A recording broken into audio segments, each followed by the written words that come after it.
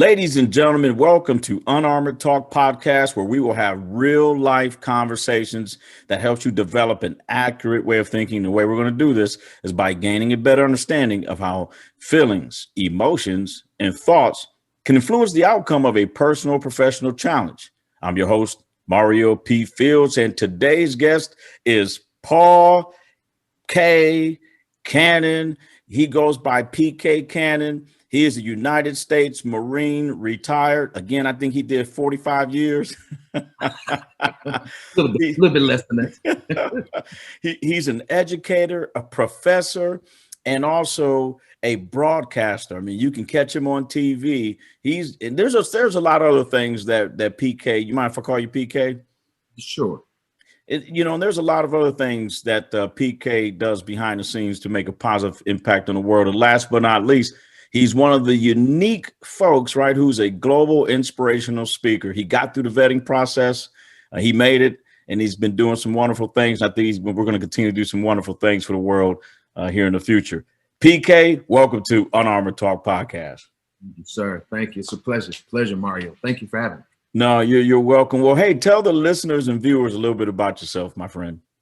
Well, a little bit about me. Obviously, you stated the retired Marine Corps chapters of my life, 22 and a half years served. If I had to do it all over again, I'd do the same exact thing. I learned very early on that I had a penchant for teaching. I just didn't call it teaching. I was just a mentor. And then I decided really within the last maybe 5 to 6 years of my career to get into the instructor field. Went to the formal instructor's course and then became an instructor at a schoolhouse. It led me to Florida. And then from there, someone said, hey, maybe you want to retire, or when you retire, how about do this JROTC instructor thing? I was able to do that very shortly after retiring, jumped on that, love that. Oh, it's my heart. I love those cadets, love those kids. Still have a great relationship with them now. Some of them are married, got kids, invited me to their wedding. So I'm part of that family. I then decided to take a leap and get into professorship. I studied for my doctorate. I'm still studying for my doctorate. I got my master's. I taught.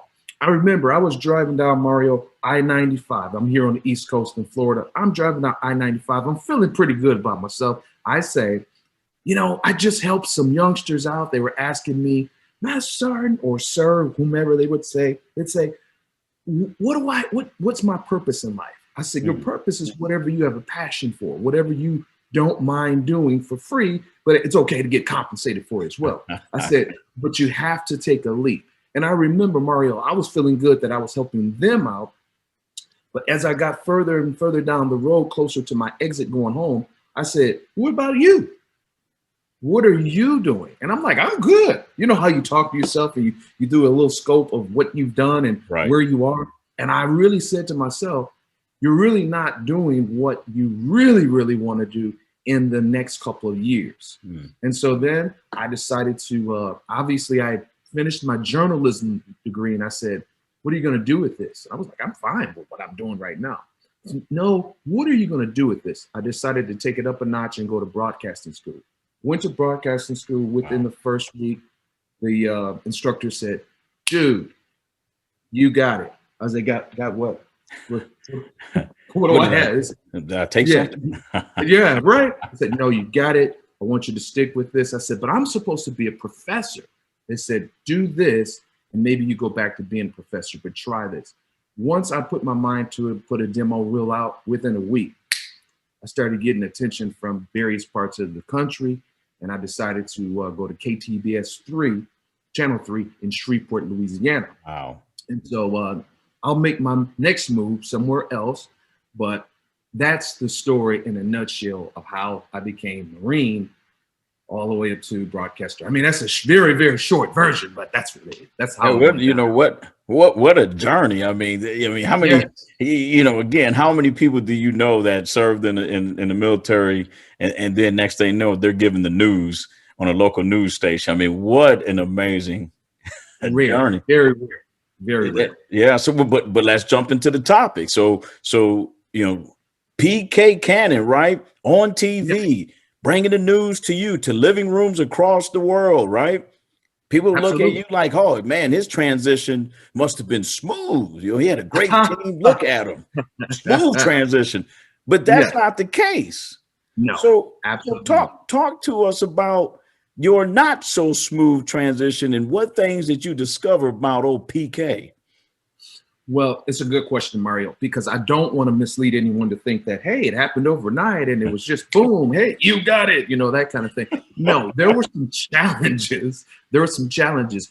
And personally, the biggest challenge was, do you leave something that you know very well? Do you leave something that really you're killing it? You're at the top of your game. Right. You're at your A game. You begin to speak to people and they say things like, hey, look, why would you leave that? I mean, you're doing good. Stick with what you got. Why go way out on a limb? But I personally was challenged by myself driving on I-95, like I said. And there were a myriad of emotions. Fear, yes. United States Marine, yeah, I had fear. I'm a human. I said, man, what if I do this and it doesn't work out? What if I do this and then, I lose what I have?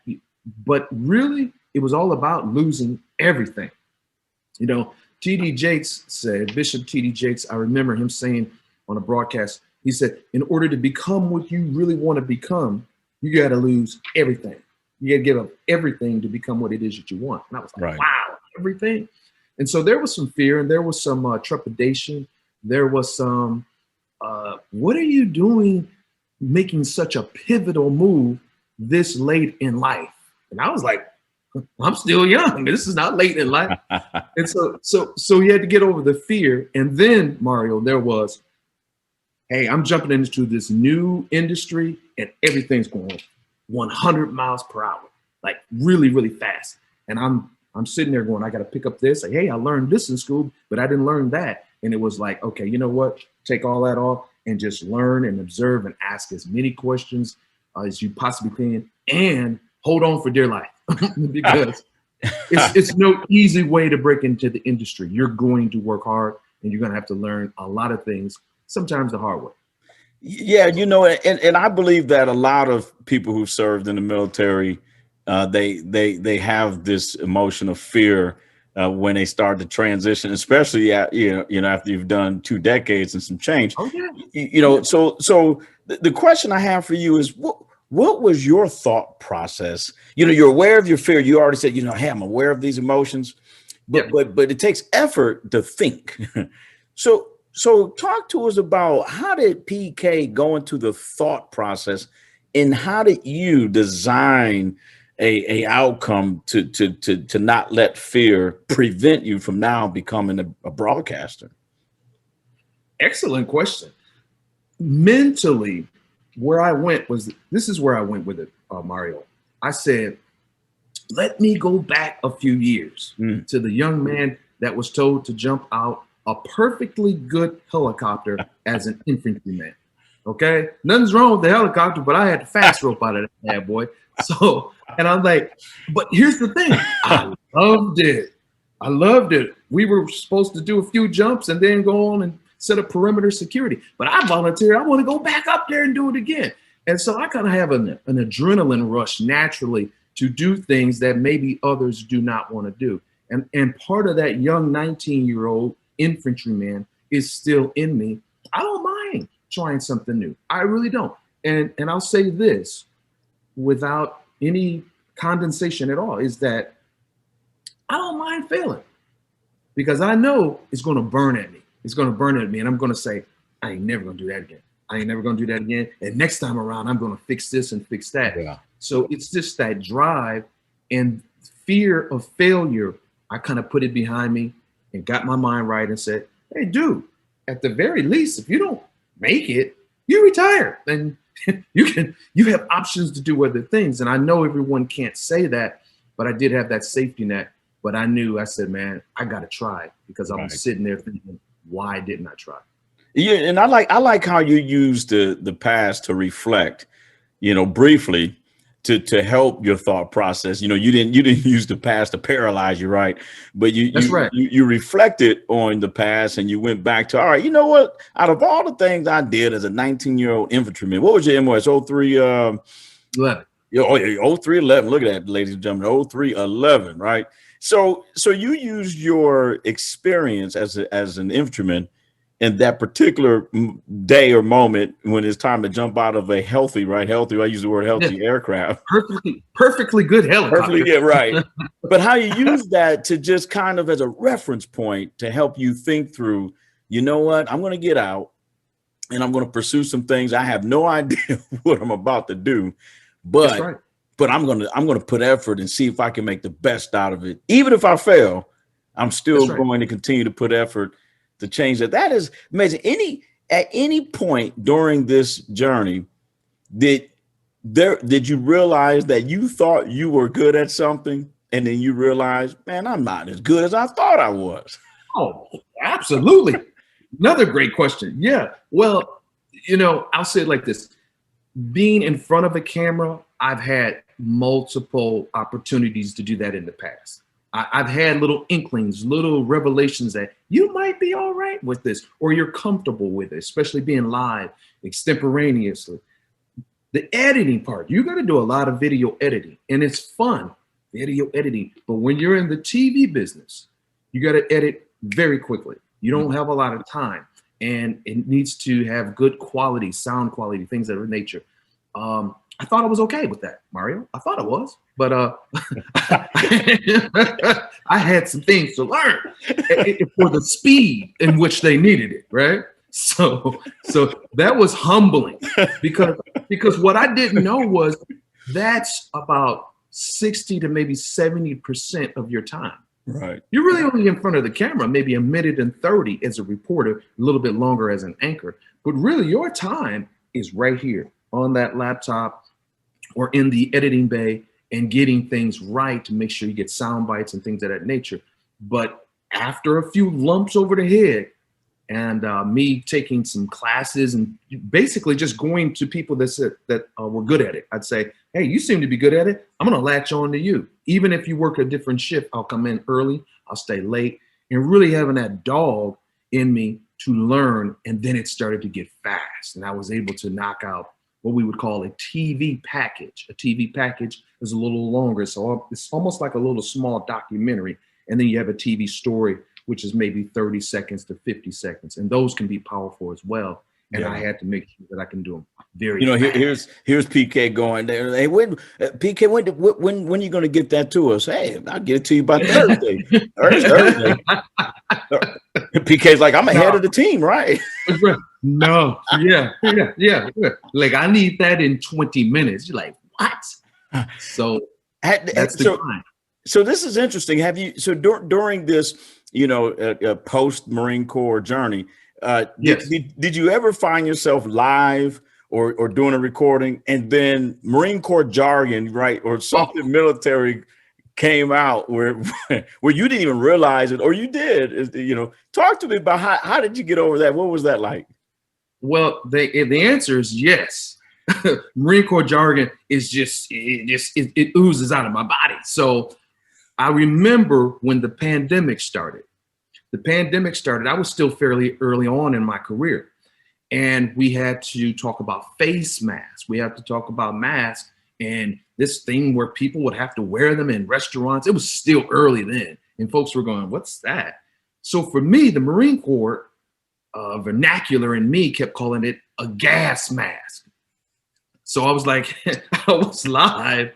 I was like, folks are talking about the recent requirements to use gas masks to go into restaurants. Man, my phone was blowing up from my news. PK, Mr. Marine, dude, it's not gas mask. And I didn't even realize that I had said it, but it was really hard to get it out of my vernacular. And I literally went in my phone and just typed, how when you're a kid and you have to write on the board, I will not chew gum, I will not chew gum. I wrote face mask, face mask, face mask, face to get myself into saying face mask. It's funny now, but at the time. And one more thing to add is that we're in the social media world. So when you post a story on social media, the comment section, get it right, dude. It's not a gas mask. So that was another part of this life in the TV industry that you're going to have to hear what people say, and you're going to have rhino skin as well. Just, get over it. I can only imagine the potential impacts of viewers and listeners listening to you as an anchor, right? Go, hey, in the gas mask, we need to get stocked up, and they're man, gas mask. Oh is it martial law? What's going on? So words matter. And it's interesting because, and the one thing I would like to talk about, what you mentioned is the feedback, right? You are in a profession that you are exposed to any and every human being's potential feedback. So yeah. what type of emotions did you experience when now you're starting to get all of this global feedback? Half of it's probably not good, if you will, but didn't feel good. How did you feel about people going, get it right? Ain't gas mask, what are you doing? You rookie. Yeah. Who is this guy? Who's this new guy? And that part wasn't really explained to me, Mario, but because I have life experience and I have work experience, I kind of just picked it up and said, okay, it's going to happen. But going back to face mask, I remember, man, Mario, I was killing it. I was in front of a supermarket and I was talking and I had the face mask on because it was about the first day of retail sales requiring a face mask. Right. So I didn't want to be I don't want to be considered a hypocrite by not wearing mine in the beginning of the broadcast. So I had it on, but for some reason it was hot and steamy and I felt like it was Jiffy popcorn up in there, man. I was like, and so my mask began to slide down and my nose was exposed. So I kept pulling it back up like that. Oh my God. They killed me, Mario. They were like, look at this guy. He's touching his mask. That's the problem right now. And that's why the pandemic is raging because he keeps touching his mask. The comments were almost exclusively about me touching my mask, not what the county or the parish or what the state required. It was about this guy keeps touching his face mask.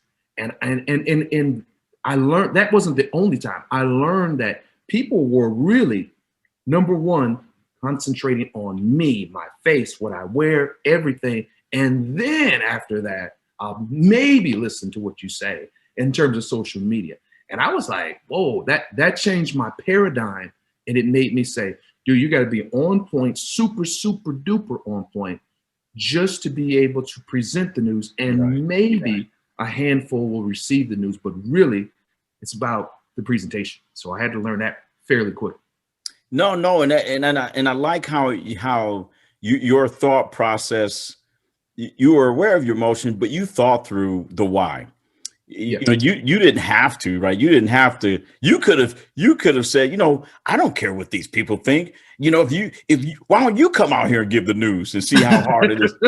You could have. I call that the emotional response. But you chose to think through it, and I love how you highlighted during your thought process. It was, here's what I'm learning about this feedback. What I'm learning is what I believe is true is a false belief. So what I need to do is understand and believe that what they expect is not aligned with my expectations, and I need to change my behavior. Perfectly stated. Perfectly stated. At the end of the day, I understood this, and I think I understood this quicker than maybe most that start out in this journey, is that I have to treat the news industry and my position in the news industry as if I'm a waiter, as if I'm a chef. I may like my steak well done. I may like it medium rare, but the customer, and it's hard to appease every customer. Right. They want something. They want something. And then I'm also competing. We had two other stations, three other stations around. So I'm competing against them as well. Hey, channel 6, they don't do it that way. Eventually find your voice. And then people go, that's PK. I know PK. Hey, PK, I like how you report. But it took me a little while to find my voice. But I had to also understand that the news is a product and they want it a certain way. And who am I to tell them that they can't receive it the way they want, or to criticize it for it not being presented the way they want. That's the business that I'm in. I knew what I signed up for. Eventually, not originally, no, but eventually I said, okay, that's how we do it. You know, I've just realized and learned from just this interview how complex of being a broadcaster is, because, you know, the average person like myself just think you guys go live, you give the news and you're done.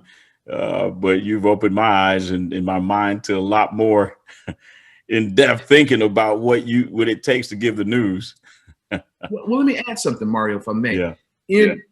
Especially when we start talking about live, when we speak about reporting live, usually 90% of the time, the person that you see on the camera is also operating the camera. So that means that we call ourselves a one-woman or one-man band. So you are both broadcaster, you are the writer, and you are the photographer, as we like to call the photog. That right there, Mario, that's like 3 different parts of my brain working. And you have to kind of simultaneously make sure that you are doing everything correctly, from your lighting, all this kind of stuff. You'll get a little call in your ear from the director. Hey, you need more lighting. It's a little dark out there. Let's lighten it up. And you're on in 5, 4. Hey, so you're mastering a lot of emotions, but that part is difficult, but it is the part that hooked me into the industry. That part, that crazy, frenetic 5 to 10 seconds prior to the broadcast, it made me go, it's crazy, but I like it. So you kind of have to be built for it. But yeah, you're doing everything. And then, of course, you're going to edit the video in the back of your vehicle. You're plugging in your laptop. You have a deadline to meet. It's raining, it's cold, whatever the case may be. You're hungry. You have to make sure you meet those deadlines, and you are in the most obscure locations, because now you need Wi-Fi. I might have to roll up and park next to Starbucks to get Wi-Fi if my air card isn't working. So no one really cares if you have difficulty out there. You got to get the job done. But I understood that from my previous world of being in the Marine Corps as well. So it helped me. I aligned those 2 worlds and made the best of it as best as I could with the knowledge that I had. Yeah. No. And one thing that I believe that we don't often talk about during our during transition out of the military is the family component. Wow. Yeah. So I just, before we close out, I want to spend just the last minutes of this podcast. What was the impact on the family? I don't believe this was a decision and, a sole decision made by you per se. So let's talk about the family component on this journey from infantryman, to, Marine with 20 plus years, if you will, to now broadcaster. What's the impact on the family? That's a great question, man. You got great questions, Mario. That's why you're Mario. So the impact on the family. Yeah. Family, very supportive. Anything really that I kind of conjure up in my mind to do, I usually get support. I mean, unless it's just wild and outlandish, because I'm always thinking of reinvention, doing something better than before, and not repeating. I never like to repeat. But I'll say this, that my wife already told me previously, I see you on TV. Yeah. Time for me to go PT. That's where I'll be. I'll be on PT. This is me as a sergeant, staff sergeant. I see you on TV. And I had my shot as a recruiter, and I filmed a commercial in the DC area. And she says, I told you, look at the response. You should do TV. And I see you on TV and I see you doing this. So she saw it before I saw it, or she claimed it before I claimed it. We'll say it like that. And then she said, she was the one who pushed me to go that extra mile to go to broadcasting school. I had already spent 4 years in journalism. She was there helping me. I was teaching and going to school. But the journalism school, I had to drive 3 hours from east coast of Florida to Tampa. That's 3 hours one way. And those of us in the Southeast, we know it's a nice little hike on the I-4 corridor. Right. So I dedicated that to do that. She pushed me along the way, and she says, do what it is that you want to do. Now, when TV stations started to, inquire about me coming to their station, now that's where it gets interesting, because we're talking about White Plains, New York. We're talking about Elmira, New York, upstate New York. We're talking about the Shreveports. We're talking about Albany, Georgia, Albany, so all these different places. And now, Mario, we're faced with, yes, this is your dream, but are we going to move around just like we did in the military? And you'll probably move every 2 or 3 years, especially when you're starting off, unless you really don't have any aspirations to make it to be an anchor. So those are things that we had to kind of navigate, and we are currently navigating those things to see, do we want to still kind of have a military lifestyle where we move around a lot, or is it time for mama and everybody just to live in a place for a long period of time? I can't say that we're one way or the other. We have a mixture of emotions because we're built to move around, but then you start to have family members and connections in your neighborhood, your community, your church. Right. And it's hard for people to understand. He might move around a lot. That's the hard part. But you're fulfilling the dream, and you've been built for this because you've been doing it for 20 plus years. Yeah. So, but it may, the translation and the interpretation may fall kind of harshly to those that get connected, because they go, "Why would you leave?" But it's part of the industry, just like it is the military. It's like duty stations. Yeah, no, so, a lot of support, but a lot of communication on where do we go next? Do we go next? So yeah, no, and I like how you highlighted, how an outside perspective, outside opinions, beliefs, whatever adjective you want to use at this point, but someone from the outside believing in you more than you believe in yourself, and just being aware of that and going, you know what? Okay, if you believe I can do it, then let's give it a shot. So I like how you highlighted how your wife, but to me it reminds me that all you need is one person to believe in you. Believe in yourself first, right? Yeah. But just the power of just one other person going, I believe in you too. And look at you today, man. So from 0311 infantryman to broadcaster, a lot of turbulence in the transition, but you're doing amazing. And you're just a great example of I believe you're a great example of people to follow and learn from you. So how can the listeners and viewers find PK Cannon? Well, you can find me on all social media platforms, Instagram, Twitter, the PK Cannon Show, Facebook. You can also go on my personal page, PK Cannon on Facebook. I do a lot of stuff there. You'll find me kind of giving you snippets of some of the things that I do in the TV industry, but really I like to try to be transparent. You might find me jumping rope. You might find me running over a bridge. You might find me hitting some buckets. I was going to talk about your jump shot. I just want to take the veil, let you see behind the veil, take the veneer off. I'm a regular dude. I'm a regular person. And what I have done is nothing compared to what you can do, whoever that may be listening out there today. Whatever you want to do, will it be highs and lows? Absolutely. But whatever you want to do and you put your mind to it, you can do it, and just be real. Just be authentic. That's what I'm striving to be, just as authentic as I possibly can be. Well, ladies and gentlemen, I can tell you this. I do watch him on Instagram shoot those jump shots. He has an accurate jump shot, which is great for Unarmored Talk. So that tells me he has some accurate thinking before he releases that accurate jump shot. Nice. But ladies and gentlemen, you go on Apple Podcasts, Google Podcasts, or Spotify. Make sure on Apple Podcasts you leave us a rating and review, even if it's a 1-star. Leave it. We're aware of our emotions, and we can go in the thought process and make Unarmored Talk podcast better. You can also watch this episode on the YouTube channel. Put in your search engine Mario P. Fields YouTube, and it'll come up. Subscribe and watch this amazing interview with Paul K. Cannon, and that's PK Cannon. But until next time, we'll see you guys later.